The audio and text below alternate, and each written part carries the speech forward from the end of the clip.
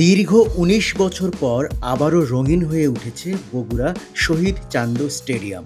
২০০৬ সালে অনুষ্ঠিত বাংলাদেশ বনাম কেনিয়ার মধ্যকার একদিনের আন্তর্জাতিক ম্যাচটির পর থেকে অবহেলা ও বঞ্চনার শিকার হয়ে ধীরে ধীরে বিবর্ণ হয়ে যায় উত্তরবঙ্গের একমাত্র আন্তর্জাতিক এই ক্রিকেট স্টেডিয়ামটি।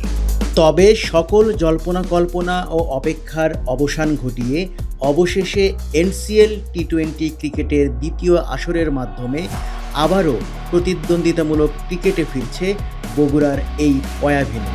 এনসিএলের প্রতিদ্বন্দ্বিতার জন্য বগুড়ার উইকেটকে প্রস্তুত করতে ঢাকা থেকে এসেছেন আলোচিত পিচ কিউরেটর টনি হেমিং। থেমে নেই বগুড়ার শহীদ চান্দু স্টেডিয়ামের মাঠ কর্মীরাও। জোরে সোরে চলছে মাঠ প্রস্তুতের কাজ। দীর্ঘ প্রতীক্ষার পর রঙিন ও পরিচ্ছন্ন গ্যালারিতে বসে চার ছক্কার ঝড় দেখতে মুখিয়ে আছেন বগুড়ার ক্রিকেট প্রেমীরাও। আমাদের আন্ডার-19 ওরা কিন্তু ওয়ার্ল্ড কাপ জিতেছিল, আন্ডার-19 ওয়ার্ল্ড কাপ। ওদের ক্যাম্প কিন্তু এখানে ক্যাম্প হয়েছে। তো যখন তারা শুনতে পেয়েছে যে এনসিএল এর মানে ভেন্যু হচ্ছে বগুড়া, প্রচণ্ড খুশি। বগুড়া মানুষ হিসেবে অনেক গর্বিত, কারণ বগুড়াতে সেই আমরা ছোটোবেলাতে মানে মানুষের গানে শুনছি যে এখানে নাকি ইন্টারন্যাশনাল খেলা হয়েছে, কিন্তু এবার অরিজিনালি আমরা হয়তো বা নিজ চোখকে খেলা দেখতে পারবো। অনেকদিন পর খেলা হচ্ছে, খুব ভালো লাগতেছে। বগুড়ায় ক্রিকেট ফিরছে। বগুড়া শহীদ চান্দু স্টেডিয়াম দীর্ঘদিন ধরে অবহেলিত।